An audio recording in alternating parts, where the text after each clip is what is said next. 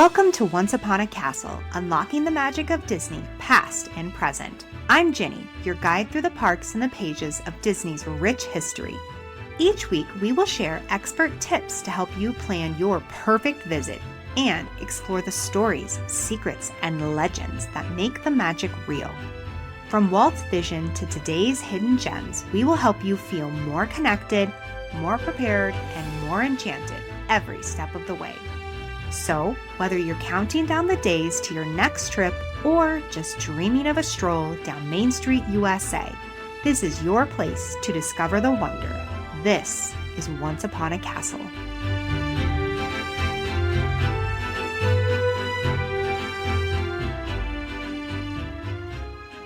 Congaloosh, and welcome back to Once Upon a Castle podcast, the show where we take a stroll down the avenues, attractions, and stories that make Disneyland more than just a park. It's a living, breathing piece of American imagination. As we step into Adventureland today, imagine the sounds of exotic birds, the gentle rustle of palm fronds, and the distant call of the Jungle Cruise boats winding through the rivers. But today, we're not hopping on a ride. We are taking a different kind of journey. We're exploring the smells, flavors, and stories of the food that has brought Adventureland to life for generations of Disneyland guests. From hidden snack stands tucked under leafy canopies to full dining experiences that transported visitors to far-off tropical paradises, this episode will uncover the history and magic behind Adventureland's most memorable bites. So, grab a snack, take a deep breath of that warm jungle air, and let's stroll down the culinary paths of Adventureland, past and present. My friends, I am so happy to be here with you today. I feel like we have been apart for 1,000,000 bajillion kajillion years. It's definitely been a long time. I took a nice, much-needed break over the holiday and just enjoyed some time with my family and my friends. And then we actually did a big family cruise to the Caribbean. It was amazing. Not a Disney cruise. We cruised on the Royal Caribbean, but it was fantastic. We were on the Symphony of the Seas ship. It was my husband's and mine and my sister-in-law's first time cruising. My mom, my brother, and my son have all been on cruises before. So the three of us, it was a new journey and experience. And I must say, we really, really enjoyed ourselves. I was kind of nervous going into it, just not really knowing what to expect. And I get motion sick really easily. So I was kind of nervous about being on a ship and getting seasick, but I had zero problems at all. I didn't get sick, not one moment at all. It was wonderful. My husband and I loved it so much that we actually are planning a Disney cruise. We are planning to sail on the Disney Destiny this next November. So about a year from now. And yeah, I'm so excited. Olivia with Concierge is helping us to plan that, and I just can't wait. We loved cruising. It was a lot of fun. But now we are back to reality, and it's cold where we're at, and it's rainy, and it's a little bit of snow, a little bit of hail. It is not those tropical beaches and warm sunny days that we were just having. But we're back, and I am happy to be back with you, and I am so happy to be back in Adventureland. It feels as if I never left the jungle and the Caribbean. So I'm going to pretend like I'm still there while enjoying Adventureland. But let's jump into today's review. And today's review comes from my dear friend Steph at Magic Key Adventures. And Steph said, I love listening to Ginny talk about Disneyland. I feel like I'm standing right there with her. She can really paint a clear picture.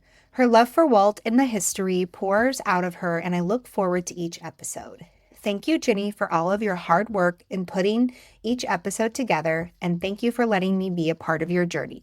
Your loyal fan, Steph. Well, thank you so much, Steph. Such kind words, and I love your feedback, and I love your friendship, and this podcast really is about letting new lovers of the park learn more so that they can experience it and it just become a more immersive, enjoyable experience and adventure. And also for those of us that are thick in our thick and deep in our relationship with Disneyland, if we cannot be there, hopefully listening to the show can make us feel like we're there and live vicariously through our memories. So thank you so much for your kind words, and I appreciate it. And if you're enjoying this episode, like Steph has been, I'd love your help spreading the magic.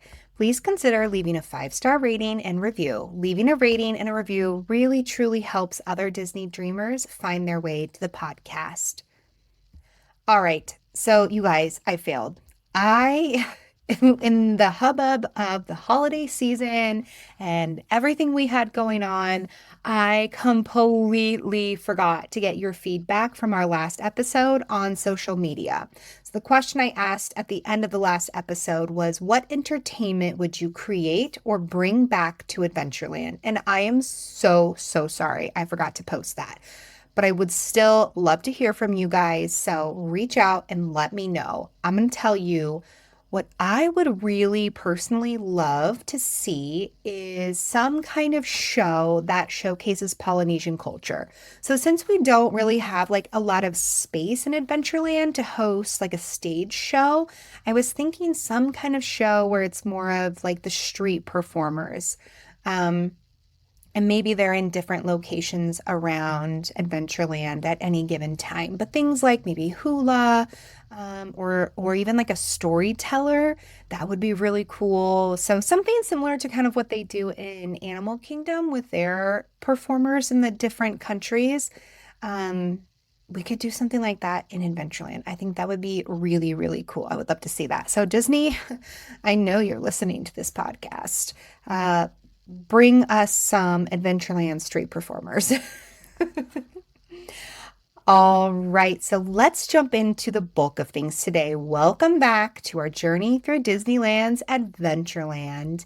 In this third episode of our 4-part series, we're leaving the rides and attractions behind for a moment to explore the flavors, aromas, and stories of dining in the jungle. From the long-lost elegance of the Tahitian terrace and the quiet charm of the Adventureland Veranda to the sizzling skewers of Bengal Barbecue and the tropical treats at the Hideaway, we'll uncover how food has shaped Adventureland's immersive world and why even the smallest snack can feel like you're part of an adventure. First up on our list as you enter into Adventureland would have been the Tahitian Terrace. Now, we covered this extensively in the last episode, so I'm not really going to go back into it. But I had a hard time picking when I was originally planning all of these episodes, like where to put Tahitian Terrace, right? Because it was dining and entertainment. And I just felt like there was a lot more value for the Tahitian Terrace when it came to more of that entertainment experience and how that entertainment fed into the immersive experience of Adventureland. So that's why we covered Tahitian Terrace on last episode. So we're not going to go much deeper into it. But the first place we are going to really dig into is the Adventureland Veranda.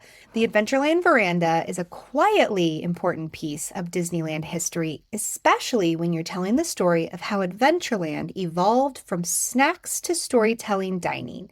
So, the Adventureland Veranda opened in 1971 and it closed January 2012. And I am really sad about that.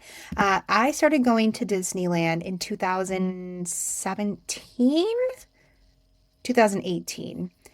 Anyways, well after it closed. So I never personally got to experience the Adventureland Veranda, but through my research for this episode, oh my gosh, I'm so bummed. It seemed like such a really cool place to go and experience. So if you remember the Adventureland Veranda, write in, let me know. What do you think? What were some of your memories? Do you have some photos you want to share?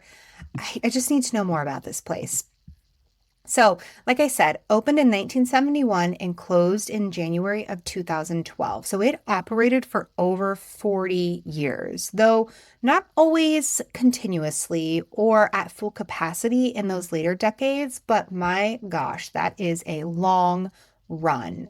The Adventureland Veranda was located above the Tropical Import Shop on the second floor overlooking the Jungle Cruise. and guests accessed it by the staircase near Tropical Imports, which I know that staircase. I've taken pictures on that staircase. It's blocked off, and I always wondered what it was for, or I kind of thought, okay, well, maybe this is just part of the theming. But no, it was for the Adventureland Veranda. So the balcony offered elevated views of the jungle foliage, river traffic, and you could watch the passing boats from the Jungle Cruise. And this placement was deliberate. It made guests feel like they were dining at a remote colonial outpost, safely elevated above the jungle below. The Adventureland Veranda was designed as a relaxed counter service cafe rather than a full restaurant, and its role was to provide substantial food beyond snacks, offer a cool, shaded resting place, and really to deepen Adventureland's atmosphere without overwhelming it. Now, over the decades, the menu evolved, but it consistently leaned toward Asian and Polynesian inspired flavors, reflecting Adventureland's global jungle identity. Now, typical menu offerings, and this varied by area, but it was things like teriyaki beef or chicken, Asian styled rice bowls, skewered meat, curry dishes, fried rice, and seasonal or limited time regional flavors. And a lot of this food really reminds me of what there is currently there in Bengal Barbecue. Now, the Adventureland Veranda's theming was subtle but effective. It wasn't flashy, but it was definitely immersive. It was designed to resemble a colonial trading post veranda with wooden railings, beams, and weathered textures. There were ceiling fans, wicker and wooden seating, and those muted earth tones and tropical greens. It had an open air, breezy, shaded, and you could hear the jungle sounds drifting up from above. It was just the perfect immersive experience to really make you feel like you were deep in the jungle, enjoying a nice little snack as an explorer would. It felt lived in, like a real place explorers might stop to eat. The Adventureland Veranda sadly closed in 2012 for several interconnected reasons. One was space limitations. The upstairs location made it hard to expand. It was difficult for accessibility, not ADA friendly, and it was less efficient for modern kitchen needs. Now, what replaced this area? Nothing exciting. Wah, wah, wah. Offices, administrative offices took over this space. The veranda, though, was an early experiment in elevated dining views, land appropriate cuisine, and atmosphere first food experiences. It laid the groundwork for later successes like Bengal Barbecue and Tropical Hideaway. It changed what Adventureland could be. Before the veranda, Adventureland was mostly snacks and spectacle. After, it became a place where guests could linger, eat food that matched the land's story, and treat Adventureland as a destination, not just as a pass-through. It represents Disneyland's design philosophy. The veranda embodies classic Disneyland thinking. Not everything needs to be loud. Environment matters as much as menu. Dining should enhance the story, not interrupt it. The Adventureland Veranda was a quiet but crucial stepping stone that transformed Adventureland from a snack stop into a place where food, atmosphere, and storytelling could coexist, setting the stage for some of Disneyland's most immersive dining experiences today. Let's keep traveling. I hope you're getting hungry. I sure am. Next on our list is, oh my gosh, one of my favorite restaurants in all of Disneyland. So Bengal Barbecue is tucked into the heart of Adventureland. Bengal Barbecue has been serving smoky spice skewers since 1990. Its rustic outpost, open flames, and jungle scents make every bite feel like a daring expedition. A small but unforgettable slice of Disneyland adventure. Bengal Barbecue opened June 4th, 1990, and is currently still in operation. That gives Bengal Barbecue over 35 years of continuous operation, which is remarkable for a counter service location in Adventureland. Bengal Barbecue is located deep inside of Adventureland, along the main pathway that runs between the Jungle Cruise and Indiana Jones Adventure. It's just before you reach Indiana Jones Adventure when walking from the Adventureland entrance, tucked into dense foliage, making it like it was a hidden jungle food outpost. Now, it does not have indoor seating, technically. Guests can eat at nearby standing tables, or there are some spots to sit around the corner along the Adventureland walkway, over across where the tropical hideaway is, or really wherever you can find shade. This reinforces its identity as expedition food, not a restaurant. Bengal Barbecue was designed as a jungle expedition cookout, serving food that felt portable, protein forward, and exotic. Core menu items have included their delectable grilled meats and vegetable skewers, bold, delicious sauces, and minimal sides. No traditional fast food combos. Y'all, you're not going to get a burger and a side of fries at the Bengal Barbecue. Now, their most popular items have remained largely consistent and are fan favorites. We have the beef skewer, which is sweet and spicy, the chicken skewer, there's a safari skewer, spiced beef, bacon wrapped asparagus. This one is so iconic and amazing. And they have a lot of seasonal or rotating skewers over time. For instance, there's currently a breakfast plate and it's got like spam and rice and some vegetables and eggs and then like these amazing sauces that you would put over them. It is really so, so good. Now, like I mentioned before, you're not going to get burgers and fries here. You can't get a pizza. No, no, no. So in 1990, it was extremely unusual for a theme park to start issuing food where you couldn't get things like burgers and fries and pizza, which I personally believe adds even more to the immersive theming of the area. You get to eat foods that are authentic to the area. It's kind of similar to Walt's belief in the beginning that there should be no popcorn in Adventureland. You wouldn't naturally find popcorn stands deep in the jungles of the world, so why would you find a popcorn stand in Adventureland? Bengal Barbecue's theming is environmental, not performative. Rustic wood beams, thatched or weathered textures, the open grills are visible from behind the counter, and they have hand-painted signs, supply crates, and expedition gear. Just bring it all to life like you are sitting there in a British colonial-era jungle outpost, or like a cook station for explorers and traders.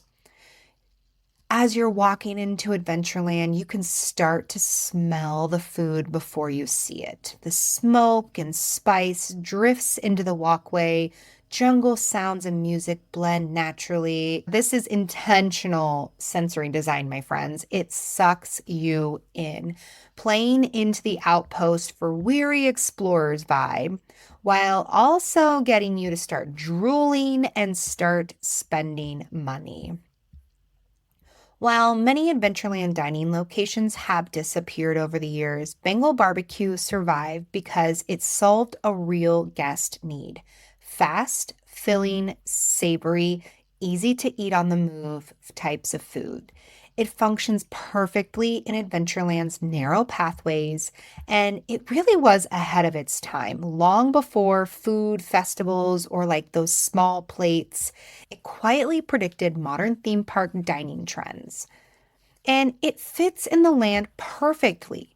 Explorers don't have the time for fancy leisure meals. They need food that's quick, easy, and filling.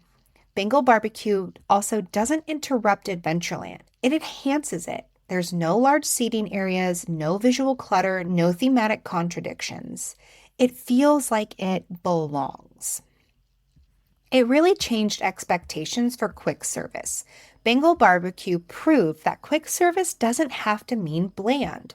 Guests will try unfamiliar flavors if the theme supports it. This directly influenced later offerings across the entire park. And I'm really specifically thinking about the food that you can find in Star Wars Galaxy's Edge. If food feels like it's part of the world, guests will accept it anywhere. Bengal Barbecue remains because it requires little space, has low operational complexity, delivers high guest satisfaction, and enhances Adventureland rather than competing with it. It's one of my absolute favorite places. Not only is the food absolutely delicious, but it's one of those places where if I've been munching on churros and, Mickey pretzels all day, I need something with a little bit more sustenance. And I'm going to go to Bengal Barbecue and I'm going to get me some delicious protein where I can go stand in line at Indiana Jones and eat my little skewer and then bop on with my day. Bengal Barbecue opened in 1990 as a simple jungle cookout, but by rejecting standard theme park food and embracing bold flavors in a perfectly themed setting, it has become one of Disneyland's longest running and most influential dining locations. So, my friends, the next time you are at Disneyland and you are passing through Adventureland, you have got to stop and get yourself some Bengal Barbecue. You will absolutely not regret it. Now, typically, I like to move my way through a land as if we're starting at the beginning and moving all the way through the end. But what we're going to do here is we're going to loop back around. So we walked our way through Adventureland and we stood kind of right outside of Indiana Jones Adventure across the way, and we just enjoyed some delicious Bengal barbecue. But now we've got a hankering for a little sweet treat. So we're going to turn ourselves back around and we're going to walk over next to the entrance of Adventureland and right by where the tiki room is, because we are going to stop into the Tropical Hideaway. The Tropical Hideaway sits in Adventureland in a lush corner between Walt Disney's Enchanted Tiki Room and the Jungle Cruise waterfront. It occupies the space that was once Aladdin's oasis, and before that, the Tahitian Terrace dining area. Guests can access it by crossing a small bridge next to the Tiki Room exit or via a pathway near the Jungle Cruise docks. It opened December 2018. This makes the Tropical Hideaway one of the most recent long-term dining additions in Adventureland. Now, they offer sweet and frozen treats, some of my all-time favorite, the Dole Whip. The Dole Whip, you can get pineapple flavors, plus there's like different seasonal flavors, or you can get swirls with it, like raspberry or orange. You can also do things like the Dole Whip floats. That is my preference. You get the delicious pineapple juice and you get the Dole Whip. To me, it's the best of two worlds. It's just so amazing, you guys. You have to go get one. Now, you can also get things like bao buns, and they have chicken, lime, vegetable, or like beef style fillings in those bao buns. You can also get the delicious dessert, the lumpia, or sometimes seasonal specialties and creative Dole Whip concoctions like the Loaded Whip. Now, the Tropical Hideaway's design leans into this idea of a bustling jungle bazaar or a dockside marketplace, blending Adventureland's story with tropical color and detail. It's an open-air outdoor seating along the Jungle Cruise riverbank. A variety of tiki-style decor elements, lanterns, and lush greenery bring it all to life. And you can see Rosita the cockatoo. She's an animatronic character from the Enchanted Tiki Room stories who tells jokes and interacts with guests. Now, the Tropical Hideaway really gives that sense of local marketplace vendors selling exotic eats and refreshments. At night, you can be enchanted with the flickering torchlight. It just enhances that tropical atmosphere. And it really connects two major themed areas, the Tiki Room and the Jungle Cruise, with dining that feels like an extension of each of the stories and environment, not just a concession stand. Long before theme parks were known for foodie snacks, Dole Whip and its variations became a must-do item, and the Hideaway gave the snacks a welcoming home with variety and style. The Tropical Hideaway transformed a quiet corner between the Tiki Room and Jungle Cruise into a vibrant jungle market oasis.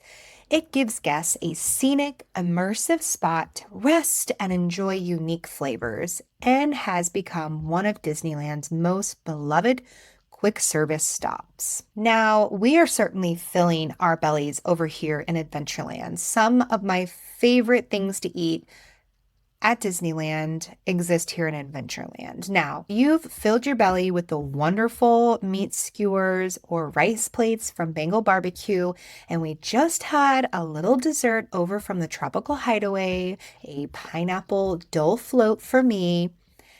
Let's pop over to Tropical Imports because we need some balance, my friends. And Tropical Imports is a quick service snack location in Adventureland. It sits along the main Adventureland walkway just past the entrance from Main Street and before you get to the Jungle Cruise queue. If you're still coming in from that Main Street area, you're going to find it right before you hit Bengal Barbecue. So unlike big restaurants with well-documented opening and closing dates, Tropical Imports operated quietly for decades and did not have a lot of notable grand opening or closing announcements or history. However, it did exist at least by the 1960s or early 1970s, showing up on maps and in guest reports well before the 2000s. And it is in operation today. So in mid-2017, Disneyland undertook pathway improvements there in Adventureland, including relocating Tropical Imports to help clear congestion and make way for expanding Bengal Barbecue seating. So the stand moved locations within the land around that time. Now, Tropical Imports was not a full restaurant. It was a snack and refreshment stand, offering healthy portable snacks, fresh fruit, whole and cut, pineapple spears, fruit cups, veggie cups with ranch, quick on-the-go items like chips and packaged snacks, bottled drinks, refreshing fruit juices, and energy drinks. The emphasis really has been on lighter, fresher options compared with heavier quick service menus. The stand has been themed like a jungle trading post or tropical fruit stand. It has that rustic wood and thatched hut look, tropical signage and foliage blending with Adventureland's landscape. It uses display baskets of produce and snack items to evoke a marketplace feel. Its aesthetics are simple and functional. It's meant to look like something an explorer or frontier merchant might set up in the middle of the jungle, a classic piece of environmental storytelling. Now, while Tropical Imports never became a headline dining location, it succeeded in serving a specific guest need: healthy and refreshing options. Tropical Imports may not have had the name recognition of Bengal Barbecue or the cult status of Dole Whip, but it matters for several reasons. It's a snack stand that feels like part of Adventureland's world. More than just vendor food cart, it's a detailed strengthening the immersion.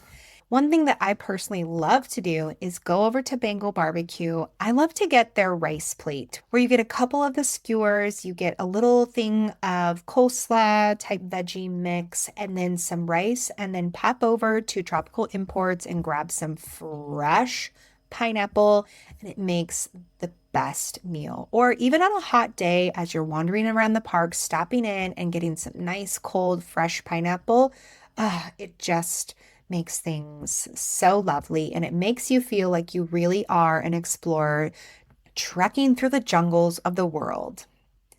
Tropical Imports is Adventureland's Jungle Market snack stand, a humble but persistent fixture where guests can grab fresh fruit, drinks, and healthy snacks as they journey toward the Jungle Cruise.